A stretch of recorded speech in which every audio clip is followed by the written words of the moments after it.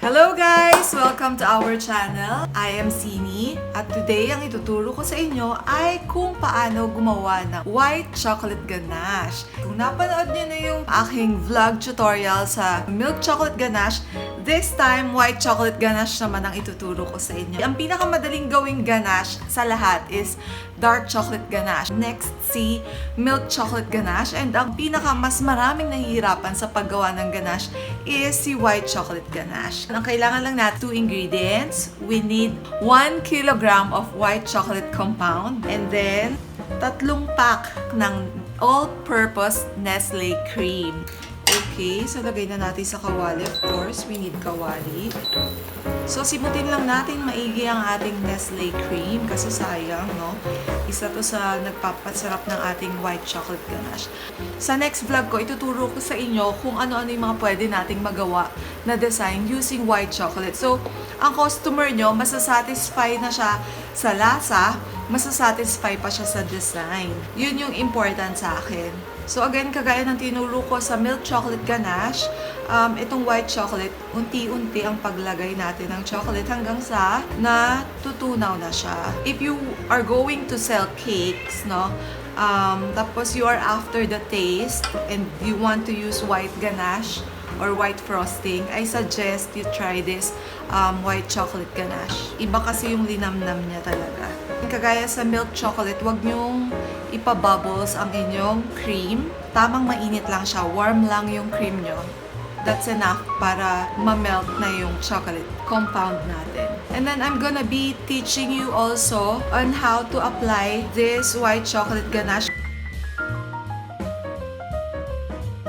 So ayan, kung nakikita nyo, ayan o, as you can see, it's melting already. A few moments later. So, kagaya ng ginawa natin sa milk chocolate ganache, this white chocolate ganache, after natin siyang lutuin, sasalain natin siya ng strainer. After natin siyang salain itong strainer, pwede natin siyang iwan na lang dito sa ating container, no, for 24 hours.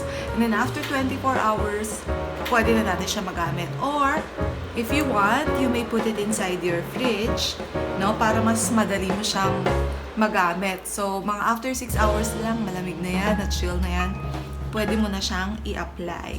Hello! I'm back! At ngayon, after ilang oras ng pag-aantay, ito yung ginawa nating white chocolate ganache yesterday. So, matigas na siya ngayon, no? Kung saan natin siya nilagay, yun pa rin, no? Wala na bago. Then, here's our chocolate cake.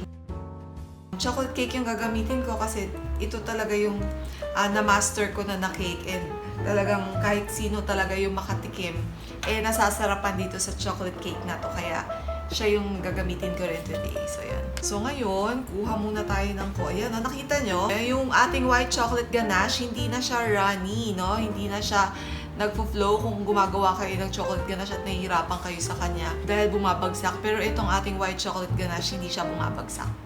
Kita nyo? So, ganun siya kaganda yung consistency and texture niya. So, anyway, ayan. Ipahid na natin siya.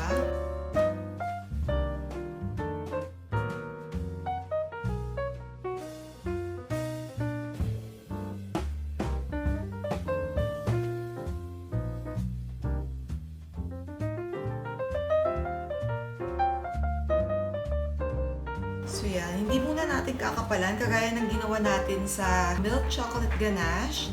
Dito sa white chocolate ganache, ganun din, hindi muna natin siya kakapalan, no? So, i-ref muna natin to, i-chill muna natin siya after a few minutes. Ilalabas natin siya para lagyan ulit natin ng white chocolate ganache. A few moments later. Ayan, so malamig na yung ating cake. Malamig na yung white chocolate ganache na nilagay natin kanina sa ating cake. So ngayon, pwede na natin dire-diretso yung paglagay. Well, actually, hindi ko rin naman kailangan na lagyan ng maraming ganache dito sa gilid. Enough lang yung ganache na nilagay ko ngayon para dumikit yung ating. Mamaya, papakita ko sa inyo kung papaano maglagay ng colorful cage wrap sa ating cake. So, ayan, kung paano ako ganache sa ating milk chocolate cake before. Ganun din yung way ko ng pag-ganache dito sa ating white chocolate ganache.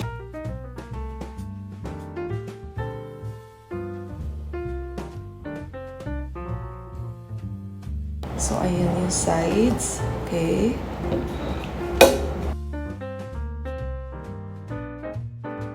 Kung ang ginawa ko doon sa ating milk chocolate ganache is tininidor ko yung sides. This time, hindi ako magtitinidor ng sides. Kasi tatakpan ko rin mamaya yung sides na yan. I'll show you kung paano gumawa ng chocolate cage wrap using white chocolate. So, ayan. Okay na siya, no? Nakikita nyo. So, ngayon, didesign ko na ulit yung top ko with my tinidor. Sa mga hindi pa nakapanood ng aking tutorial sa white chocolate ganache, panoorin nyo po siya please. So let's set aside our cake first and then I'll teach you how to make chocolate cage wrap. Okay, so gaya nga ng sabi ko, ayan, natapos na natin yung application natin ng white chocolate ganache. And now, ang gagawin ko na is yung ilalagay natin chocolate cage wrap at the sides, no, of our chocolate cake. So, here's my melted chocolate, my melted white chocolate. So, meron ako ditong, kahit na anong container pwede nyong gamitin, pero I just prefer using this one. This is silicone. Ang maganda rito, kapag ka medyo natutuyo na siya, pwede ko siyang i-microwave ulit. So, 2 color lang muna yung gagawin ko. You can see, I have here heart shape, no? Ito yung pang sa sides ko. And I have my parchment paper. So, ito yung heart shape na pinaprint ko sa husband ko. And then, itong parchment paper, ikakat lang natin siya. Okay, almost same size nitong pinaprint ko, no? This is around 2 inches. Because, yung cake na ginawa ko is 2 inches. So, 2 inches din tong parchment paper natin. Then, I'm just gonna tape it para hindi siya gagalaw. Just tape it at the sides, okay? I-tape mo lang sa gilid. So, ngayon, kukuha ako ng red. This is, I'm using Chef Master gel-based color, no? This is food color.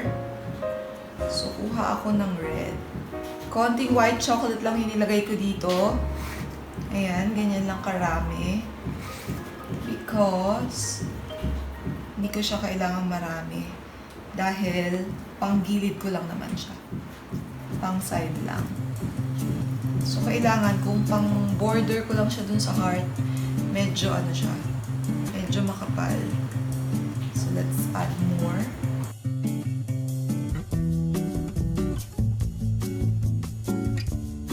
So, it's up to you kung gaano ka dark or ka light yung shade na gusto nyo sa kulay nyo, no? Pero ako, dark siya.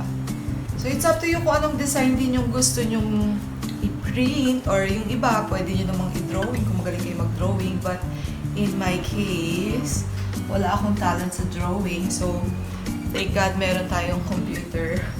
Yan, nauso na yung mga computer. Ayan. So, mas madali for me. Mapaprint lang ako ng design na gusto ko. And, tada! I have na. So, I have my piping bag here. This is too big, kaya lang wala akong small. So, pero pwede na to. Pwede kayo gumamit ng small size small size of icing bag. This is too big, pero walang available na maliit. So, pagtsagaan na natin. Then, i-cut nyo lang ng konti. Or pwede rin naman kayo gumawa using a parchment paper ng icing bag. But, to save you from, para makasave din ng oras, Ganito na yung ginagawa ko.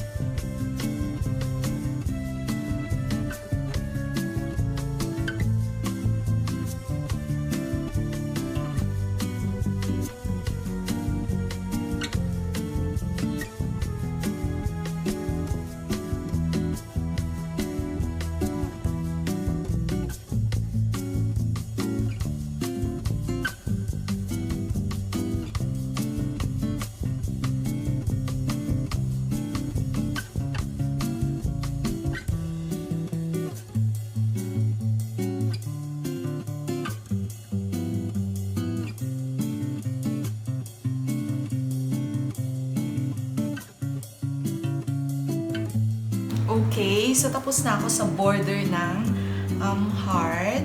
So now, I'm gonna fill it in with different color naman. So this time, I'm gonna use pink. It's rose pink.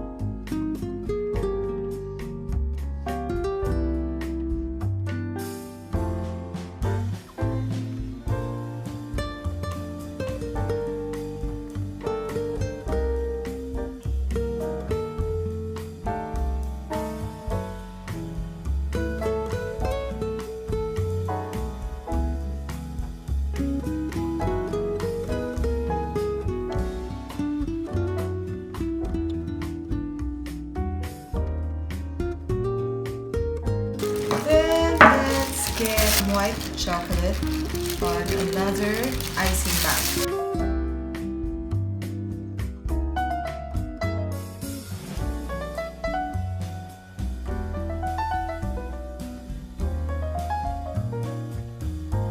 Mahilig akong gumawa ng mga parang wala lang kasi parang, yung mga basta-bastang design lang para wala akong sinusundang pattern, hindi halata na ikaw ay nagkakamali, So, for me, this is the easiest pattern na pwede niyong sundan kung kayo ay beginner. Pero kung magaling kayo sa art, sa mga designs and drawing, you can do better than this.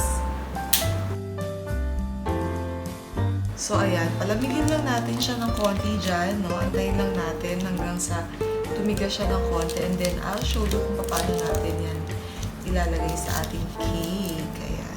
I hope na magustuhan nyo yung aking design for today. And I hope na may natutunan kayo sa aking ginawa ngayong araw na to. If you want this kind of vlog, please let me know. Para gagawa pa ako ng maraming klase ng mga tutorials like this. So, ayan, as you can see, medyo natutuyo na itong isa. Ito, shiny pa siya. This one is natutuyo na rin. So, unahin na natin itong mga natutuyo na.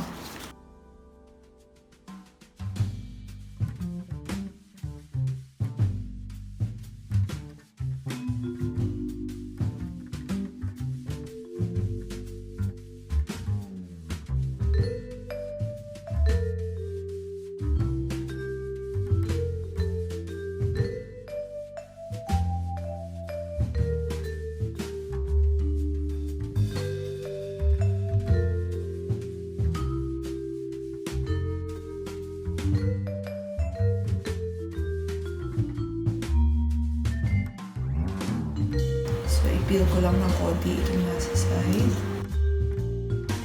Ayan, para magkatabi sila.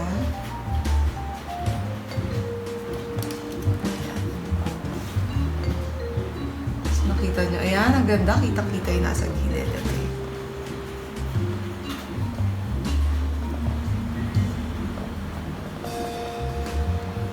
then, unti-unti. Okay. Teka, ito. Natutuyo na rin itong isa. So, isama na natin, no? Para tapos na tayo.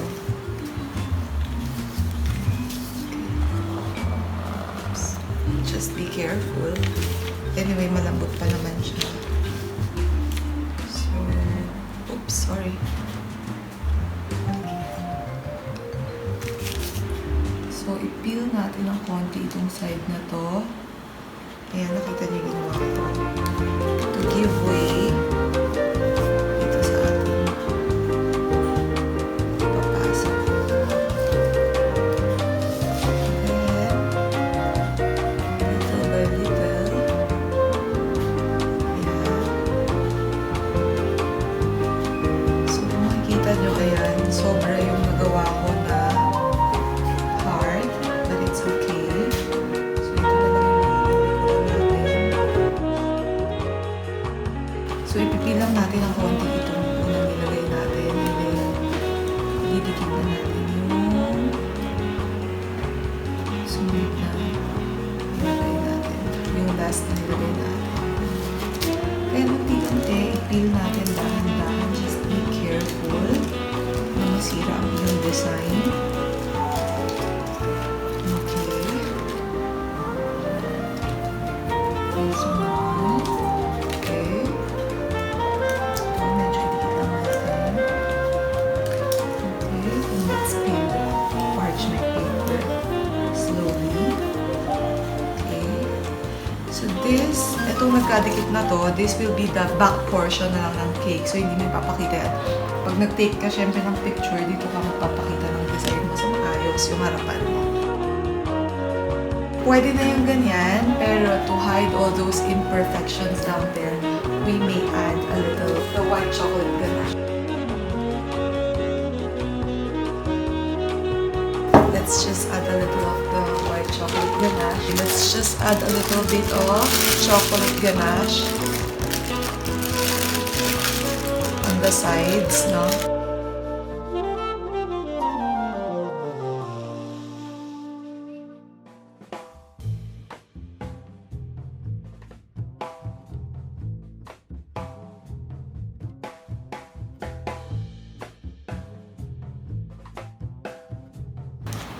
Para pantay, lagyan na rin natin itong sides.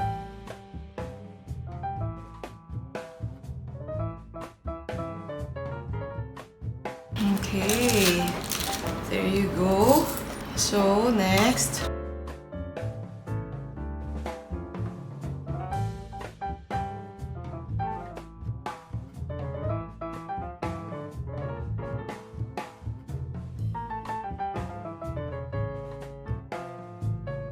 I hope nagustuhan niyo po yung ginawa ko today. Please don't forget to tag me kapag nakapag-create kayo ng something like this, no? You know what's good about this white chocolate cake is that lahat yan masarap, no? From the icing and from the cage, no? The topper, everything. Ang sarap nito lahat. Promise. Super malinamnam siya. I hope na nagustuhan niyo po ang aking video tutorial for today. If nagustuhan niyo yung ganitong klase ng tutorial, please let me know so I can share with you more ideas. Please don't forget to click subscribe and the notification bell para every time na may mga new uploads po kami, updated po kayo. And please, if you have any suggestion, please comment down below kung ano po mga ideas or suggestion nyo. That's it for today. I hope you like it. Thank you and God bless. Bye!